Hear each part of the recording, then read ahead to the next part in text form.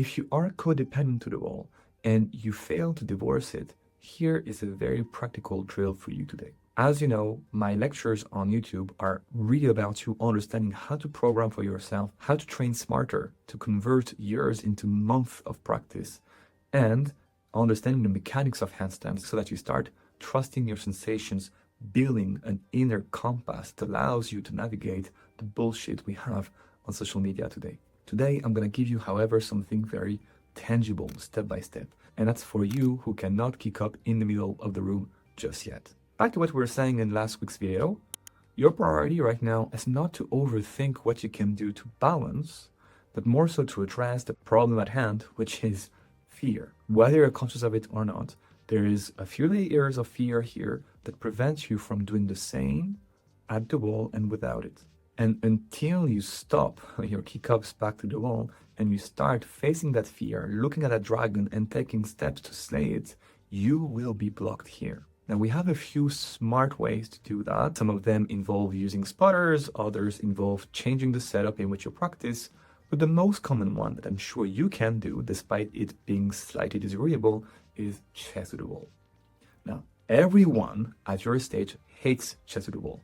The question is not going to be, however, how long you can hold yourself chest to the wall, which is what everybody focuses on, right? They tell you, hold it longer, and it will work. No, it's about what you will do there and why.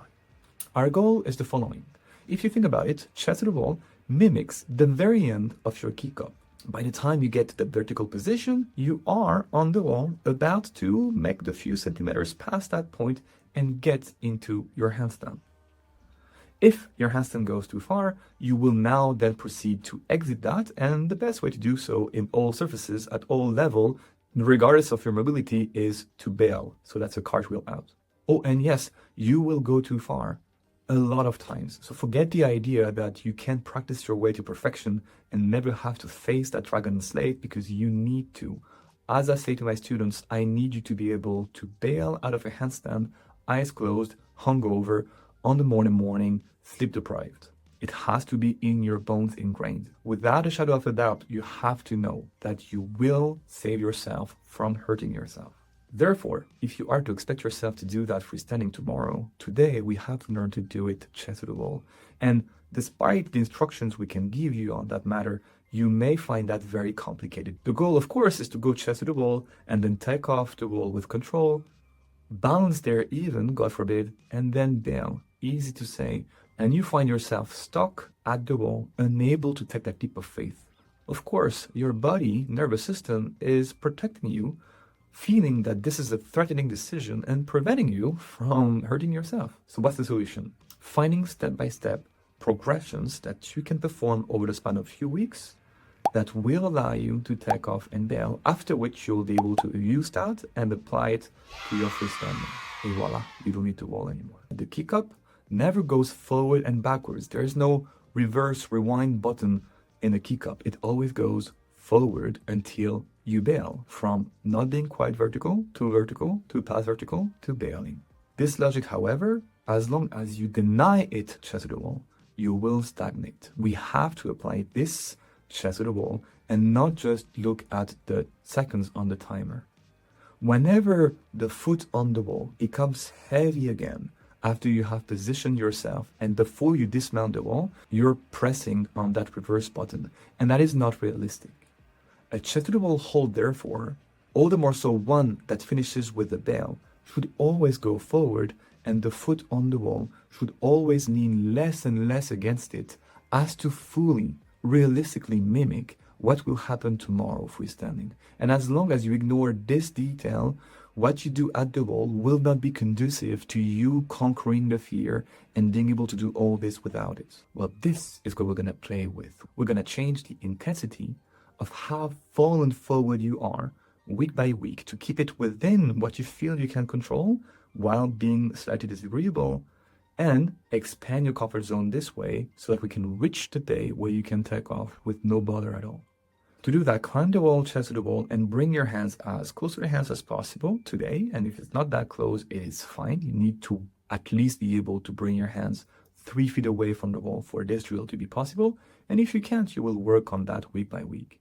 You do not need to have your hands that close to the wall either, so something between 20 and 60 centimeters will do. From there, I want you to pay attention to the weight of your feet on the wall, because the weight of your feet on the wall indicates how much you're leaning against it, which tells you how far from the fallen position you are. Your mission, session after session, is to make yourself lean less and less against the wall, even if you're not able yet to take off the wall. To do that, since I can't see you and exactly tailor how I would go about it with your body and anatomy, I'm going to say the following. Use your pelvis and your leg, move them away from the wall, as to make the remaining foot on the wall lighter and lighter. This is the idea behind continuous lightness. Now here's the thing, a kick up is always forward, so you cannot go back to the wall. At any point, your foot should get lighter and never any heavier. And you will see that this is quite hard, because what most people do is that when it's time to now dismount, they get heavier again. They lean on that wall, go back to the cocoon, the safety of the wall, before they trigger the dismount. But this is not realistic. It doesn't mimic what has to happen tomorrow in a bail, which is you have gone far enough and now you're triggering the motion. So move your pelvis and your leg to the extent you feel you are in control. Never go beyond what you can control. I want you to feel safe at all times.